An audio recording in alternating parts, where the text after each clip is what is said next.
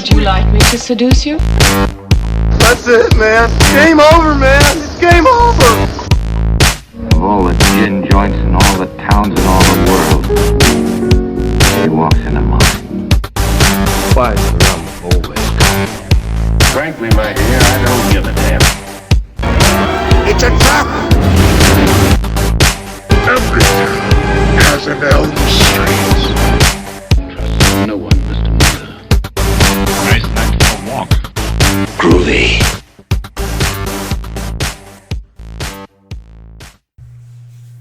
Hey guys, welcome to the Celluloid Fiends podcast. I'm your host, Mo Long, and tonight I am joined, as always, by my wonderful co-host. What's up, Celluloid Fiends? I'm Gabriel Orto. If you want to go ahead and give us a like on Facebook, that would be great. You can also give us a follow at Celluloid Fiends on Twitter, and you can follow me at Mitchell C. Long on Twitter and Instagram. We really appreciate you listening, and we would also really appreciate if you went over to the iTunes store and left us a review. And you know what? Gabe and I have been picking most of the movies, but if you guys have anything you want us to review, let us know, and we'll give you a shout-out on the show. So tonight, we are talking about Tales from the Hood. It came out in 1995 and is directed by Rusty Cundieff. I may have mispronounced that, Gabe. I can't help you with this one. Alright, usually when I mispronounce things, Gabe is the one to correct me, so I figured I'd check with him, but we'll just keep it rolling.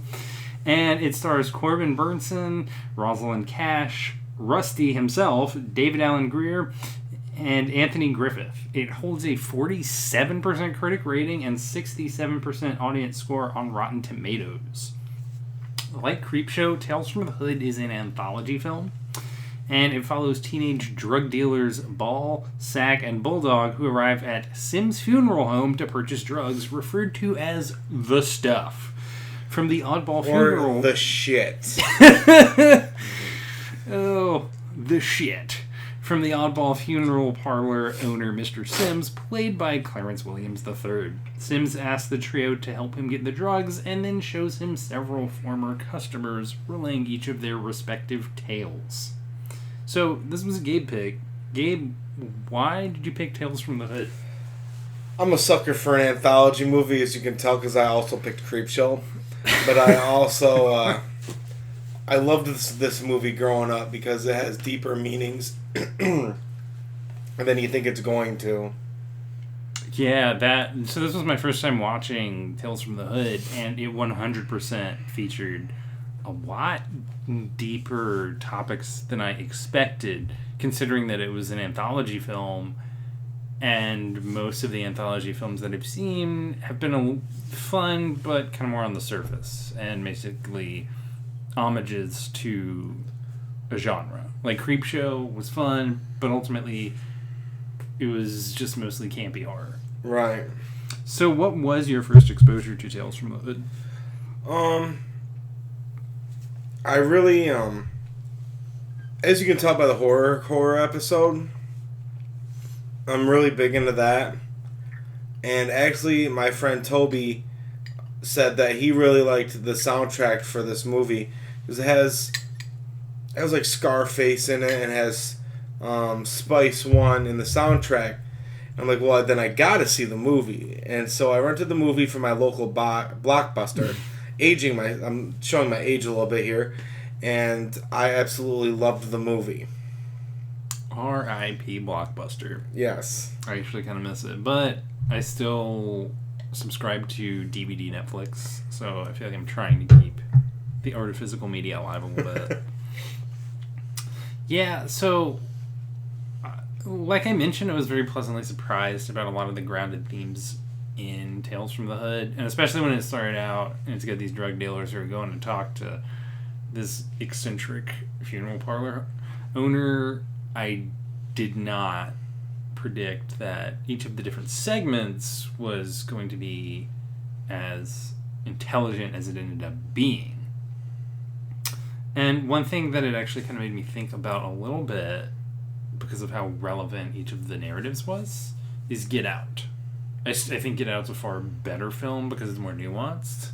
But what was it? So the first story dealt with police brutality and racism.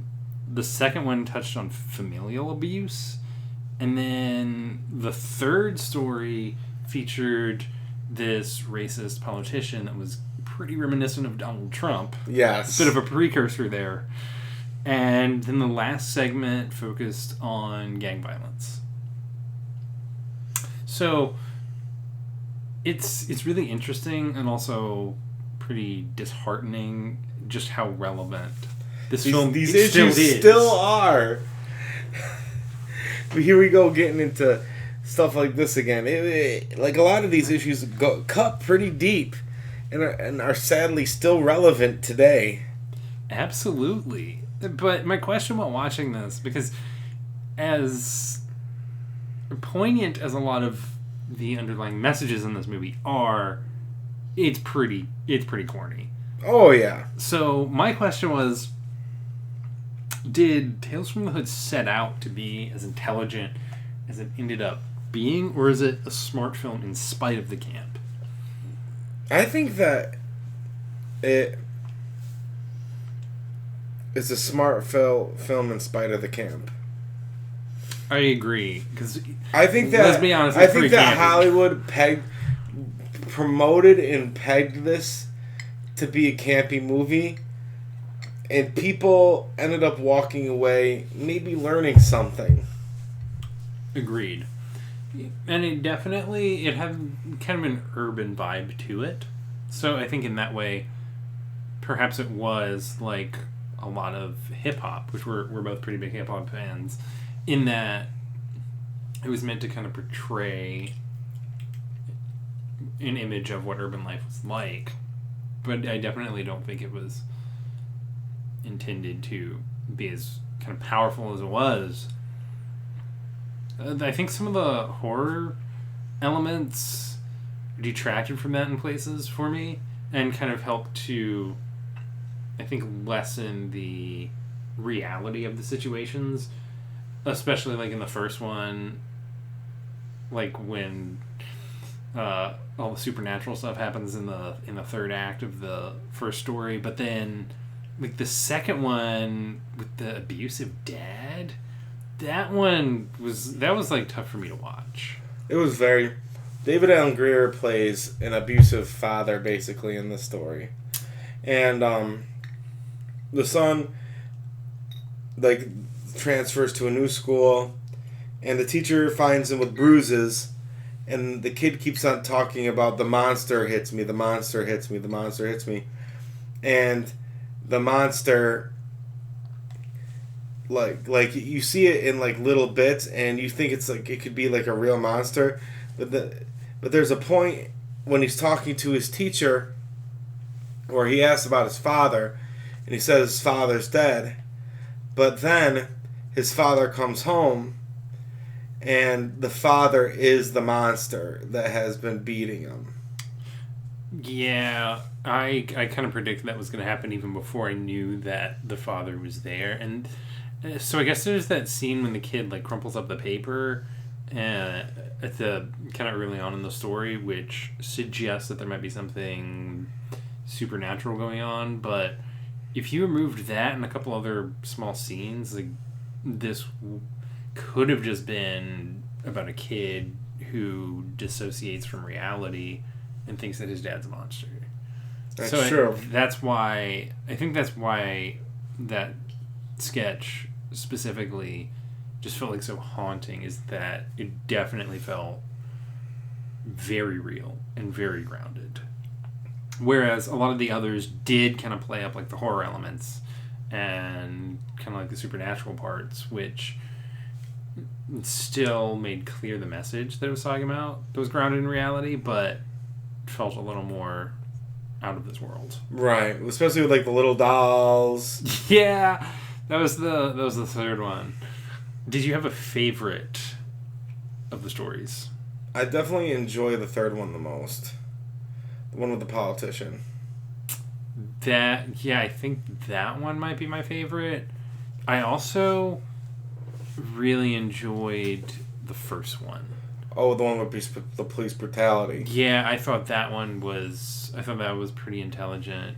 I thought it sort of got a little outlandish at the end, but I thought that was a very powerful piece, especially because that really touched on most of this gets said, but that one really touched on institutionalized racism. Yeah, it does. And that's like something that we're seeing a lot today, especially all the police brutality and institutionalized racism. So I think that one was maybe my favorite. That one and the politician sketch, because the police brutality one, even I felt like, to bring up Get Out again, reminded me of at the beginning of Get Out, which we both seen, when they get pulled over and the cop asks for his license because he's black, but not hers because she's white. Right. And she actually had the balls to challenge what the police officer was saying because white privilege. Right. It even... a lot of people don't know this, but there is actually an alternate ending to that movie, Get Out, where... And it was really dark, wasn't it? Yeah, it was a really dark ending. I can't remember what as it you was. know, a lot of people have seen the movie, and what happens at the end is that his friend shows up, the TSA agent. Yeah. But in the alternate ending, the cops show up, and they arrest him for murdering the whole family. Oof.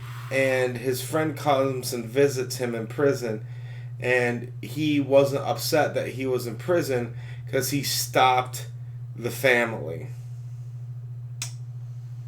Oh. See, that would have been a very interesting ending. Because that movie, in and of itself, is maybe my favorite movie that's come out in the past 10 years. And Get Out's one that I have pretty strong feelings on. I think insofar as its format, it's more of like a thriller. But I think it's doing the movie a disservice to not call it a horror movie, because the themes that it's touching about, like the ingrained racism in society, are very horrific. So I think in that regard, you have to call it a horror film. It is a horror movie, most definitely. Yeah. And I'm gonna tell you this, and I've told this story on this podcast before. It's like someone I know watched Get Out, and he said he didn't like it because it didn't make him feel comfortable. And fucking point. And that's the kind of vibe that some of the things in Tales of the Hood gives you.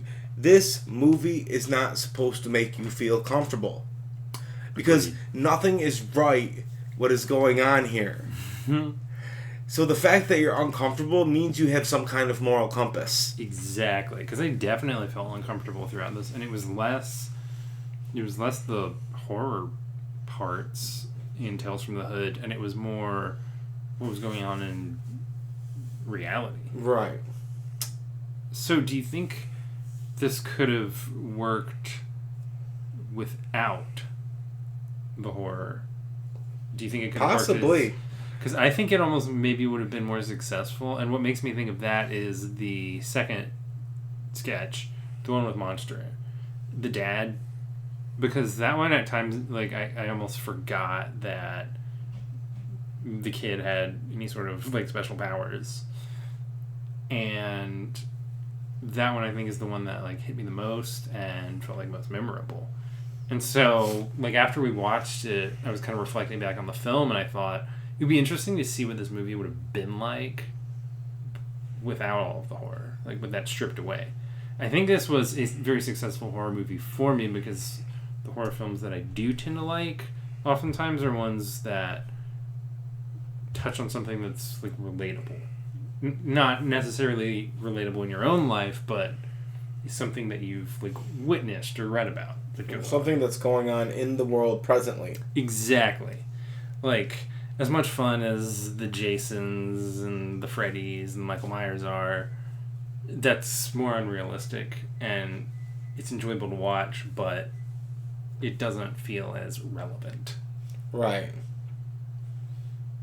So, I would have liked to see what this movie could have been without the horror parts, as well as I think it would be interesting to see what this would have been like, not as an anthology film, but just as like different characters whose lives intersect in various ways. Yes.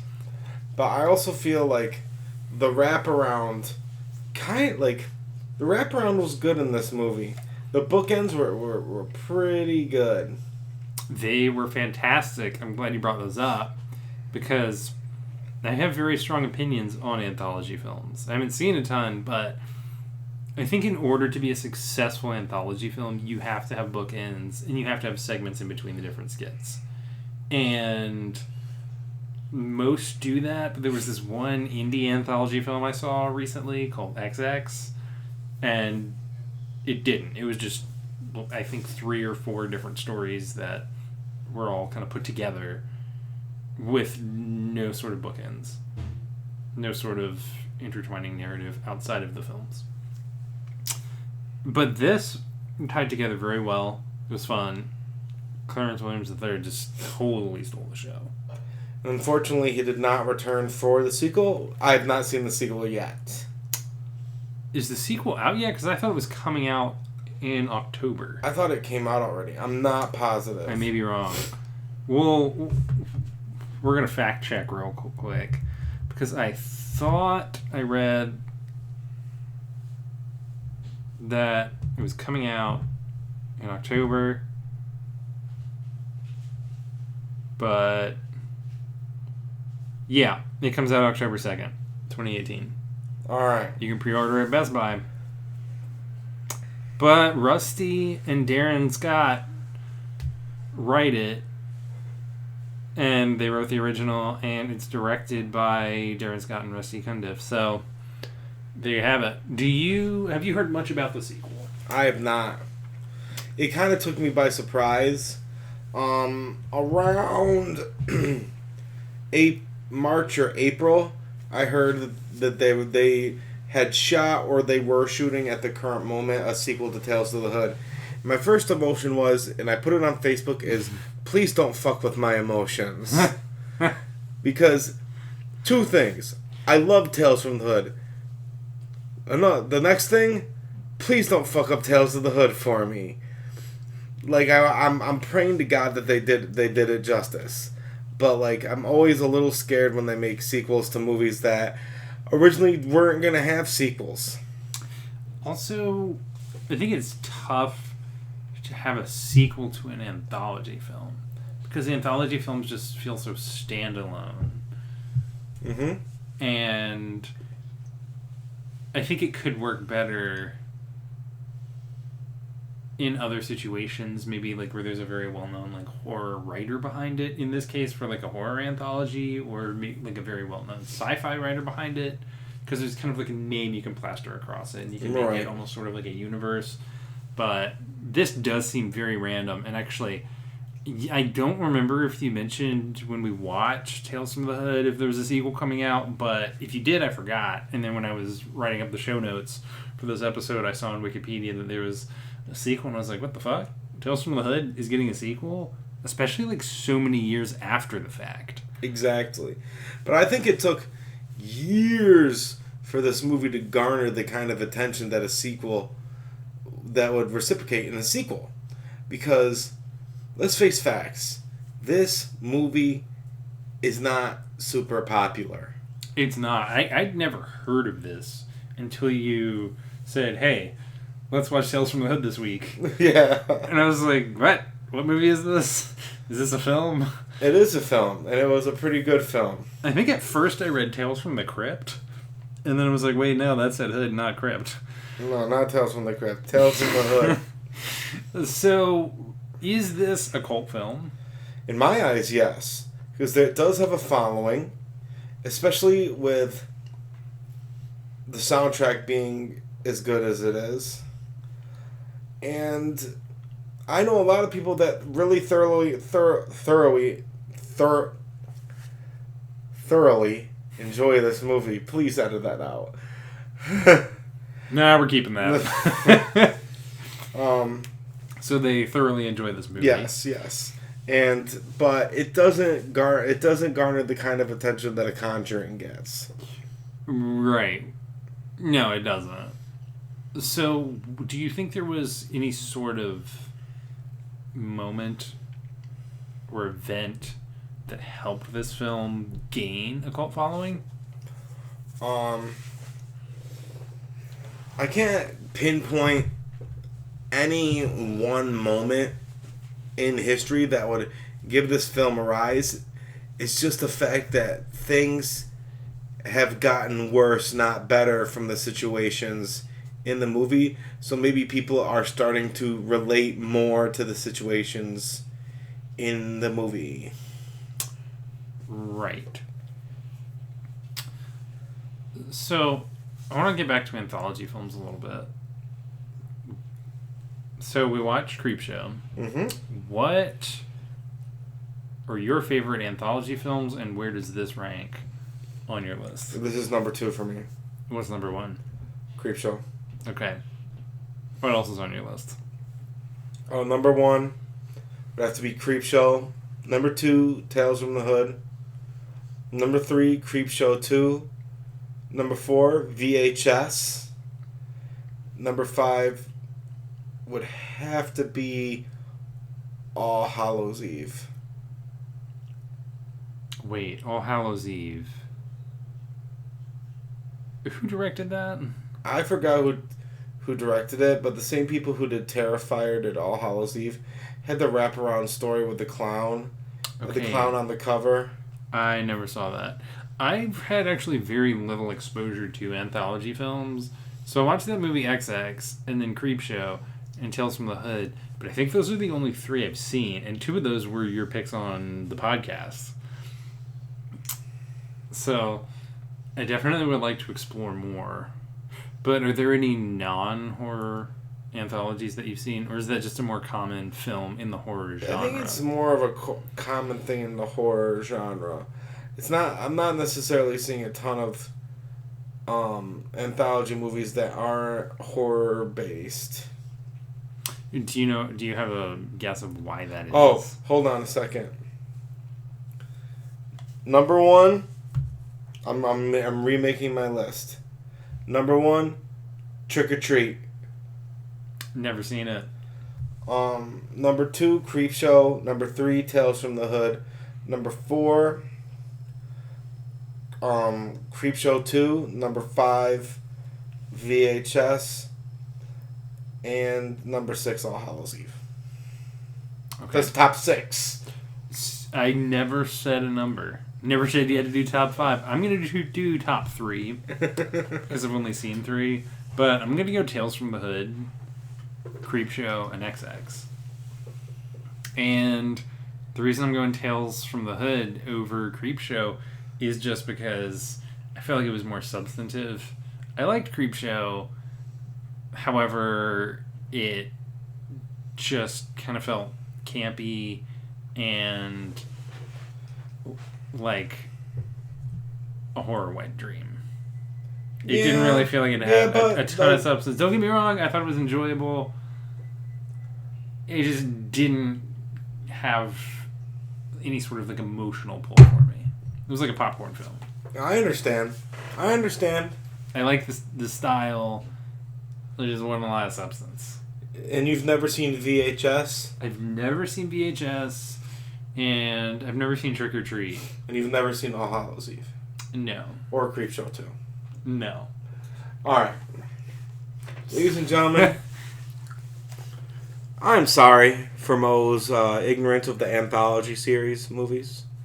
But I promise you that in the very near future, I will rectify this. We should do Trick or Treat in October. That would be a good October film. Yes. So we'll do that. So with that, we're going to take a break. And when we come back, we're going to keep talking about Tales from the Hood. Alright. There's something wrong here. Bruce! Jenny, you back? Thank goodness.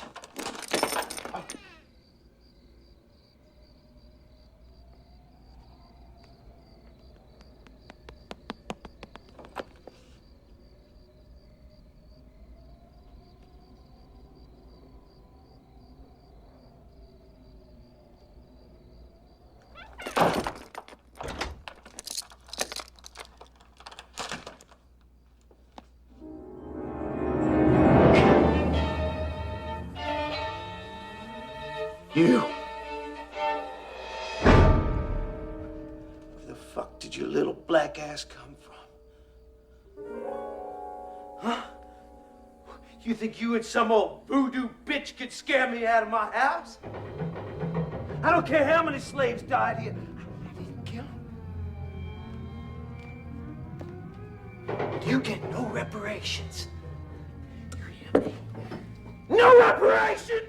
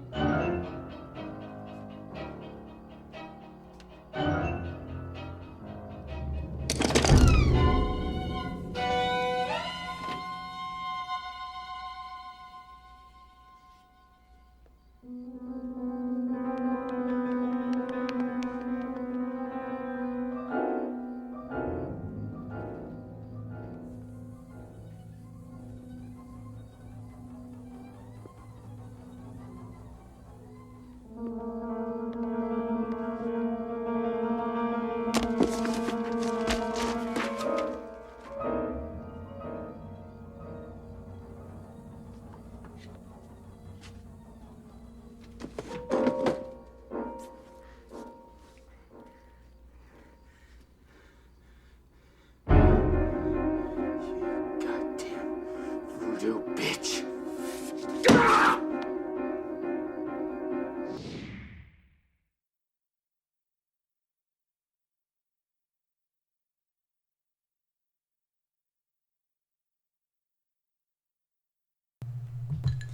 Hey guys, we're back and we're talking about Tales from the Hood. So, I really want to talk a little bit about the ending. So, the last of the 4 sketches was Hardcore Convert, and it followed Jerome Crazy K Johns, who's a gang member and psychopath. So he ends up getting killed, and there are 3 killers. So you find out at the end, when you're back in the mortuary, that Crazy K's killers are the initial trio who show up to get the shit, as they say, and that would be Stack, Ball, and Bulldog. And Sims reveals that he's actually Satan. That was a weird fucking ending. I have a few thoughts on that. So I did like the connectivity with one of the sketches, because I don't feel like most of the anthology films that I've seen in my limited anthology film watching have had any sort of connectivity between any of the narratives and then the overarching story that kind of ties them all together. Right. Outside of those. So I liked that. And again, I thought having Stackball and Bulldog be Crazy K's killers sort of reinforced a lot of the real world problems that Tales from the Hood touches on. But then having Sims be Satan, I felt like kind of jumped the shark a little bit. I liked that twist. Okay. I liked it. Convince me. It kind of sent a message on where you go if you kill people. Yeah. Okay. And some people may not believe that, but it's not a good thing, and it's a general moral compass thing. Killing equals bad. Right. Not everything is a binary, but that's pretty binary right there. Right. Like, killing is not good. It is bad. Right. Yeah, that's a fact. And so what are your thoughts on the ending? I like the way it ended. I thought that the way it was portrayed, it was the perfect way to end it. Because there was another way it could have ended, and that would be them getting the shit and leaving, or him killing them. But I feel like the fact that they were already dead and in hell made the whole thing make a little bit more sense. Okay. You're doing a pretty good job convincing me.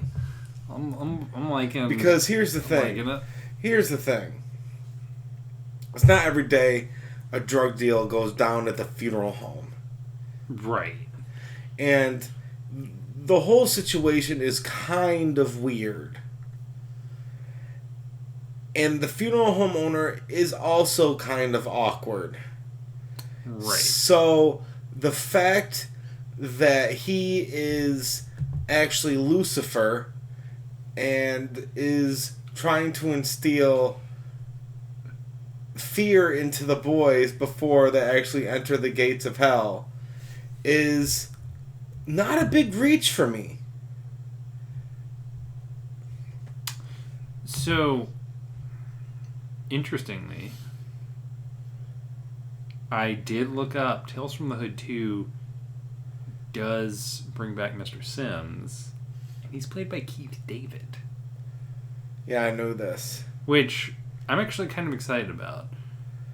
Because I do love Keith David, and I think he could bring a similar quirkiness to that character as Clarence Williams III did. But the thing is, like, it's gonna be hard to do the Mr. Sims thing again. Because we all know what the end game is now. We didn't know it going into it watching this our first time. Absolutely. So, I think Tales from the Hood 2 will have to do something additional to set itself apart from the original, or basically it'll be the exact same thing. So I'm curious how this will play out. I almost think it would have worked better to still have like an Undertaker, but have it be like a different character instead of Mr. Sims. Right. Or just have some sort of different profession altogether. Right.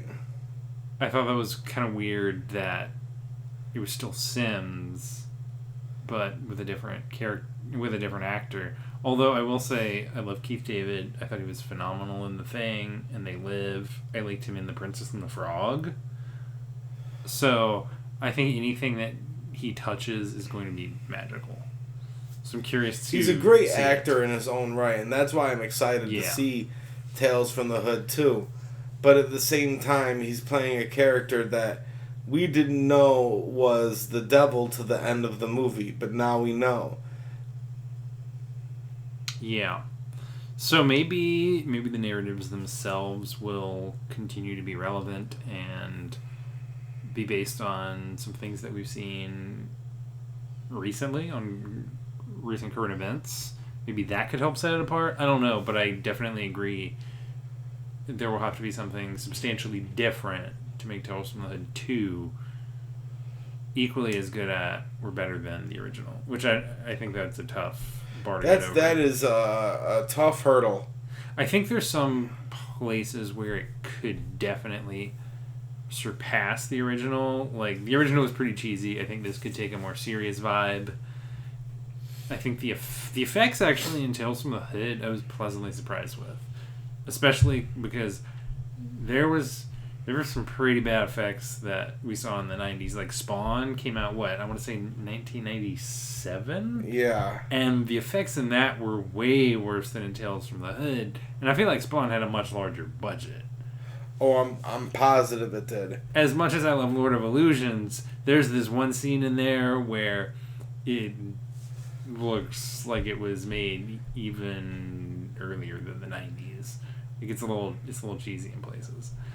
So I was pleasantly surprised at Tales from the Hood, but I still think Tales from the Hood 2, some like effects could be better. But technical aspects aside, I think narrative-wise, it will have to really differentiate itself. I'm a little nervous that they went the straight to DVD route. little bit nervous.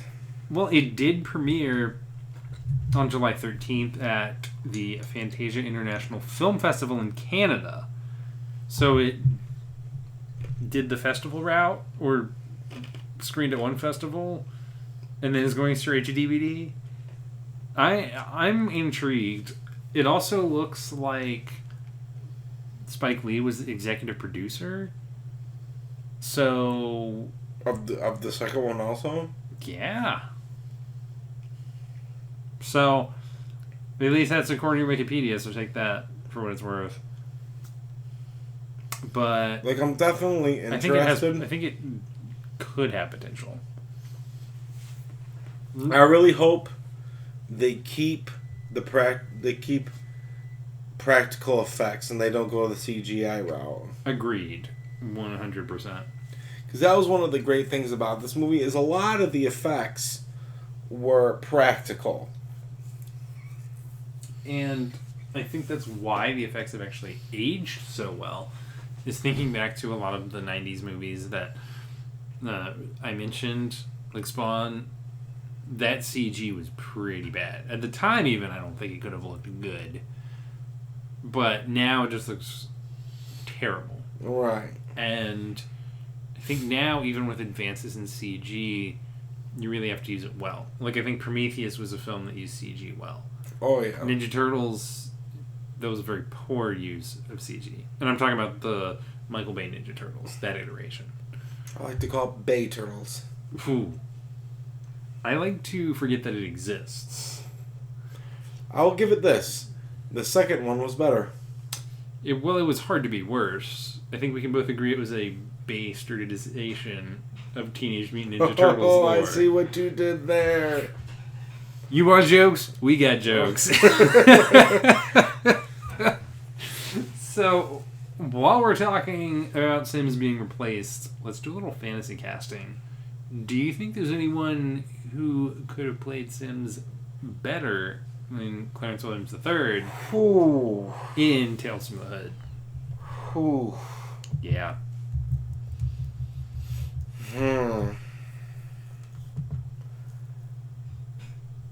Maybe not Sims, but maybe an Undertaker character I would have enjoyed. Maybe I would have liked a Samuel L. Jackson.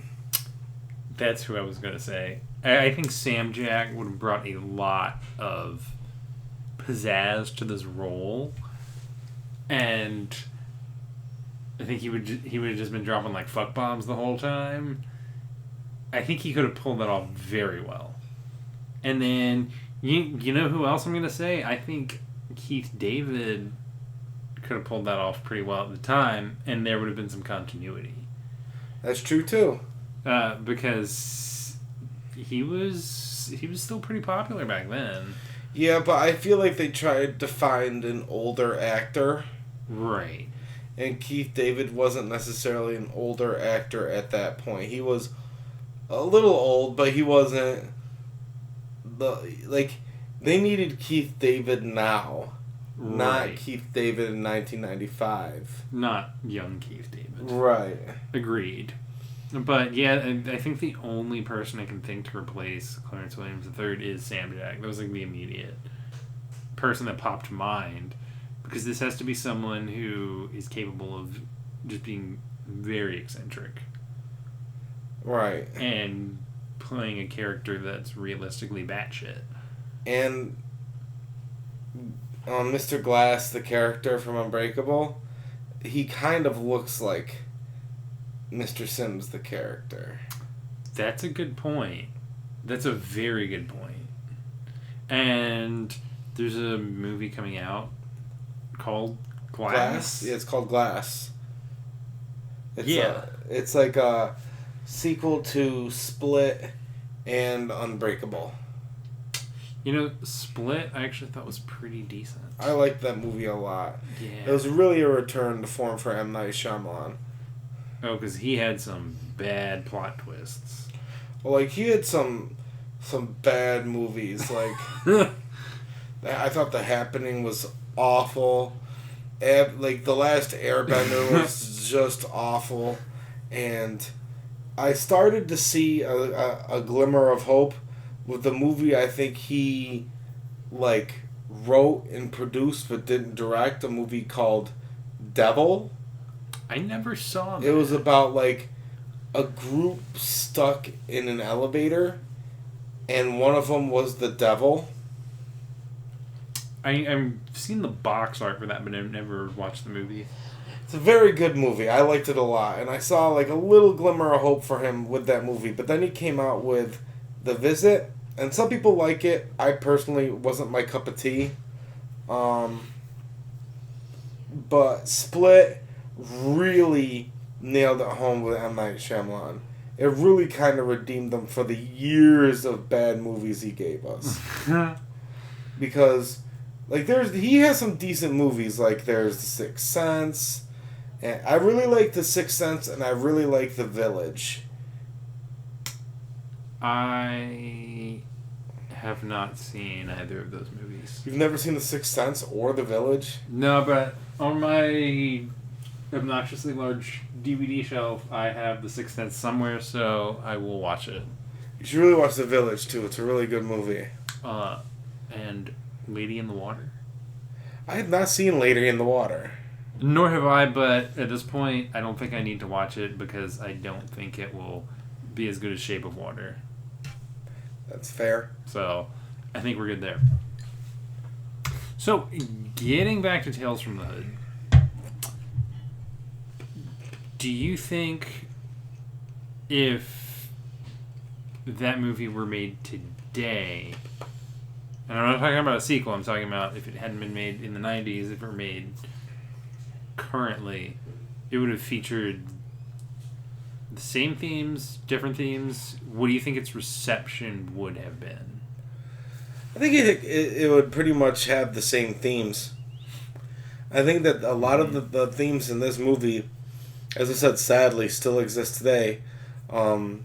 Abuse in the household, police brutality, racism in politics, and violence in urban areas, gang violence.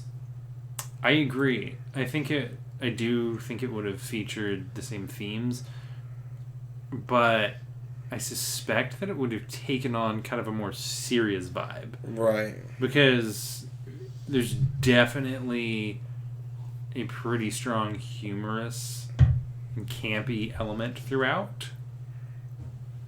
And I think that it would have been more serious instead of silly if it came out now. So I'm actually pretty curious what the sequel will do, if it will maintain the campiness or if it will kind of take like a Get Out kind of route and be more thought-provoking. I think it would be a little bit more thought-provoking. The problem is that, like, Get Out, like, lightning struck with that movie. Oh, yeah. And I love this country. Do not take it the wrong way. But a lot of people, like, don't like their horror with a lot of thought-provoking material. Get Out was, like, an interesting one where it hit the nation at a time where it needed it the most.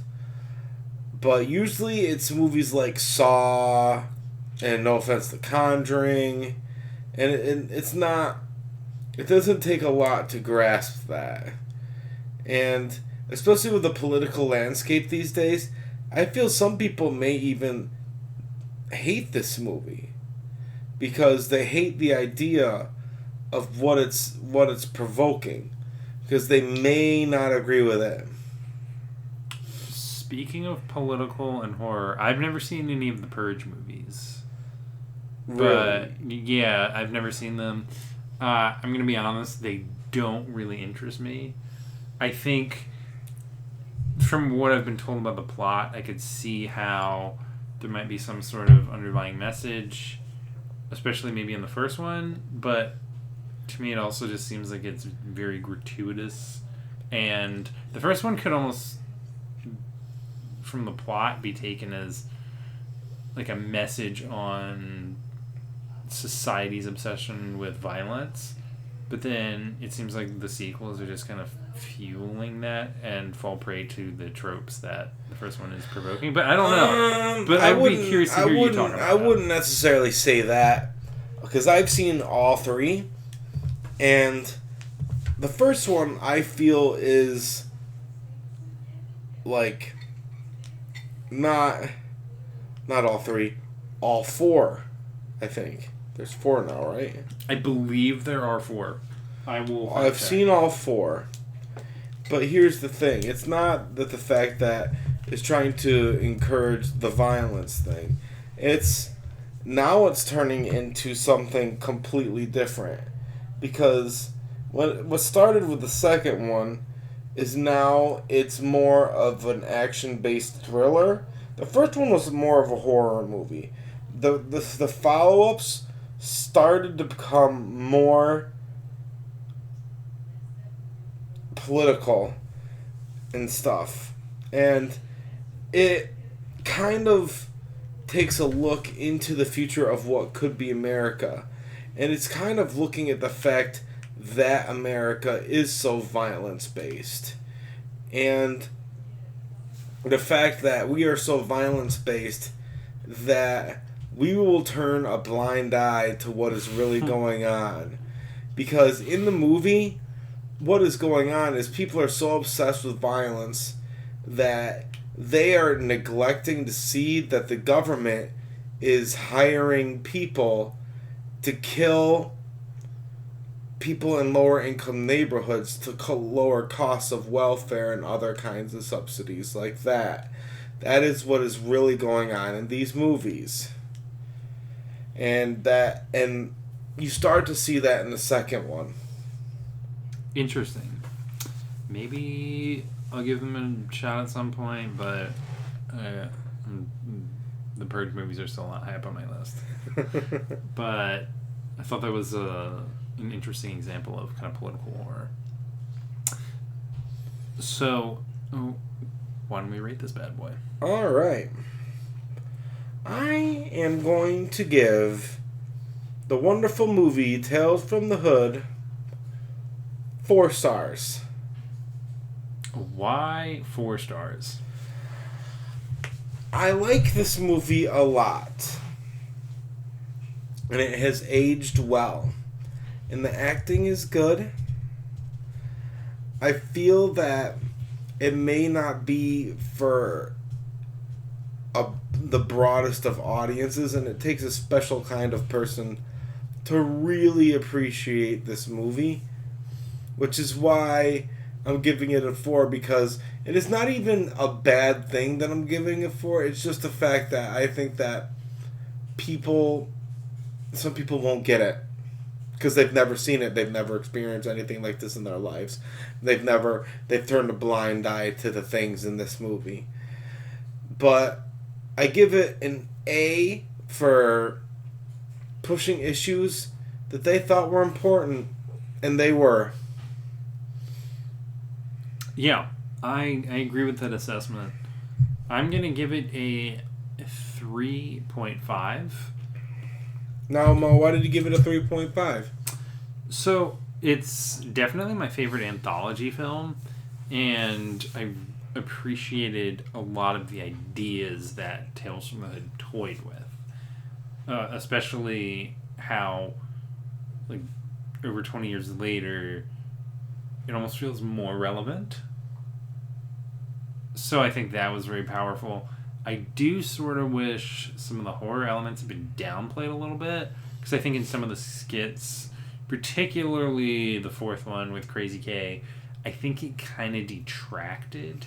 Yeah, that was another thing I was gonna say. Like, some of the horror elements kind of got in the way of the real story. Exactly. So I liked the idea of it. I liked that it actually had a lot to unpack and give the film credit. Going in, I thought it was going to be a really goofy horror film that was set in an urban area, and little did I know, there's a lot to think about. And unfortunately, a lot of the problems that it was pointing to in 95 are still issues in 2018. But yeah, I feel like a lot of the horror gets in the way of kind of the meat of the story. I think probably the most successful was, like we were talking about, the one with the abusive dad, because it was just very downplayed in that. So that's why I docked it a star. Because I think this could have worked better as more like a drama or like a thriller. And I still think it would have functioned perfectly as either an anthology or even just as like a film with a bunch of different characters whose lives intersect somehow, or even don't intersect. They like all live in the same neighborhood. Right. But overall, I'd say this is well worth a watch. This is a movie I would never have been exposed to if you hadn't suggested it, Gabe. It's one that I would like to watch again, and hoping its cult status continues. Me too. I'm also really excited about the sequel. And I'm truly excited about the sequel, and I hope it has success. I'm hoping it is as good as the original. We may have to go see that one in October. We may have to. All right. Well, that's our show for tonight. Thanks again for listening. If you haven't already done so, check us out on Twitter at Celluloid Fiends. Head over to the iTunes store and leave us a review. And if there's something you want us to review, let us know, and we will give you a shout out on the show. And go ahead and give us a like on Facebook. Please stop it. Stop it now. Turn it off. Turn it off. Stop it. Stop it. Stop it. Stop it. Stop it. Stop it. Stop it.